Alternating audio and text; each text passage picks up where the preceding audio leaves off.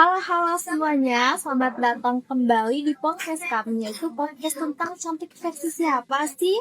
Nah, di sini aku Tasya sebagai host dan ada ketiga teman aku yang cantik-cantik nih pada hari ini ya. Ada Indri, ada Naila, dan juga ada Mita. Hai girls, hai Tasya, hai semua. Nah, hari ini kita bakal bahas topik yang emang super relate nih dengan kita semua, yaitu topik tentang beauty standar ataupun standar kecantikan. Senang banget ya hari ini kita bisa ngobrol bareng tentang hal yang emang mungkin sering banget gak sih dibahas dalam kehidupan sehari-hari.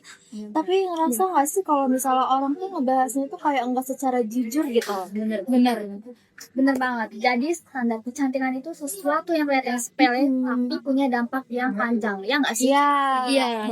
Ya kayak kita dari kecil tuh diajarin kalau cantik itu harus punya kulit yang putih, rambut lurus, dan pipi tirus. Iya nggak sih? Iya bener banget tuh. Terus kayak ini siapa sih yang ciptain standar kecantikan itu?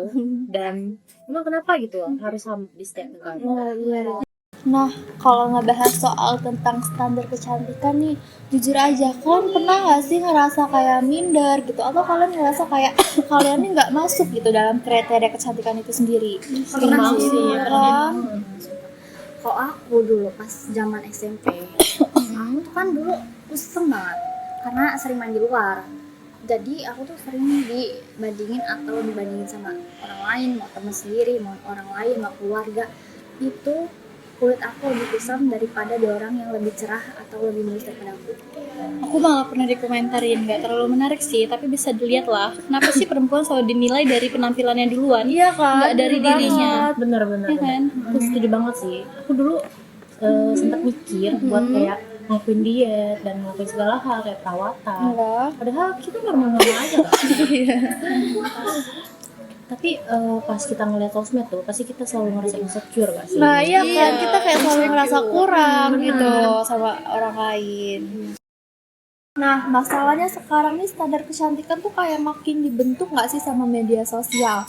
Algoritma tuh kayak nyodorin konten yang seragam gitu, seperti kulit yang cerah, glowing, hidung yang mancung, ataupun tubuh yang langsing. Ya kan? Bener-bener. Dan itu tuh nggak cuma di Indonesia, di Korea Selatan misalnya, ya kan? Iya parah banget. Parah.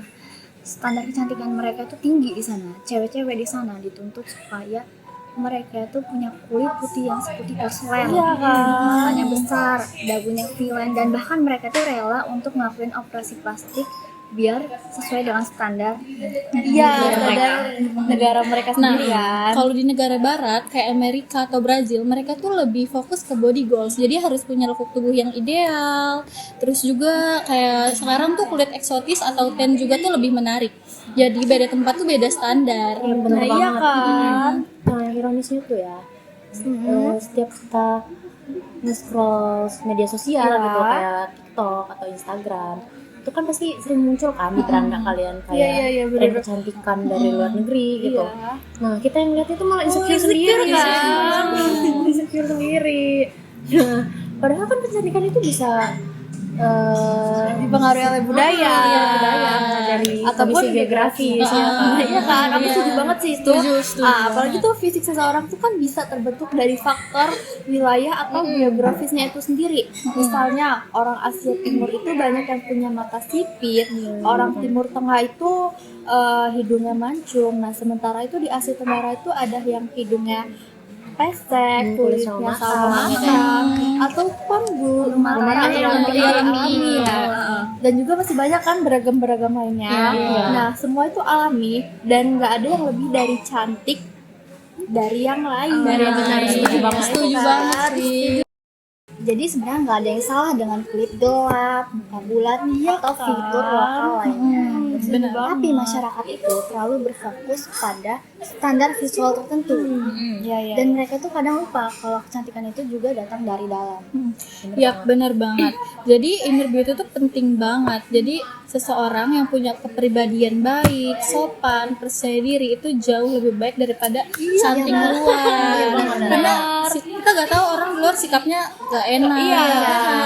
Kurang sopan atau gimana gitu kan. Nah, bahkan kadang juga ya orang yang awalnya kita lihat kayak biasa aja, lama-lama malah jadi kelihatan menarik kan. Iya, karena dia punya privilege gitu.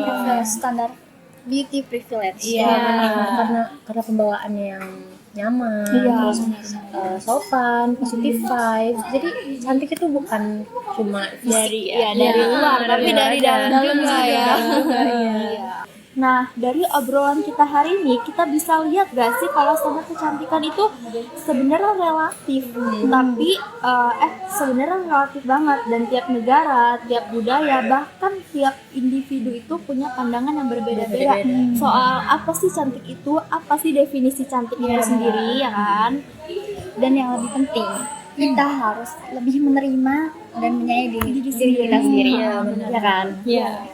Dan kita nggak ngebanding-bandingin dengan standar kecantikan yang nggak realistis. Iya, benar. Dan ingat, cantik itu gak cuma soal fisik, kepribadian juga, cara kita memperlakukan orang lain, dan rasa percaya diri itu juga sebagian dari kecantikan. Ya, itu benar guys. Jadi, ayo guys, mulai hari ini stop buat ngejar definisi cantik versi orang lain. Iya. Dan mulai hidup nyaman dengan versi terbaik dari kita sendiri. Sudah cukup ya sampai situ ya. Ya, cukup. Oke, segitu dulu kali ya podcast dari kami. Dan terima kasih yang udah mendengarkan dari awal sampai akhir.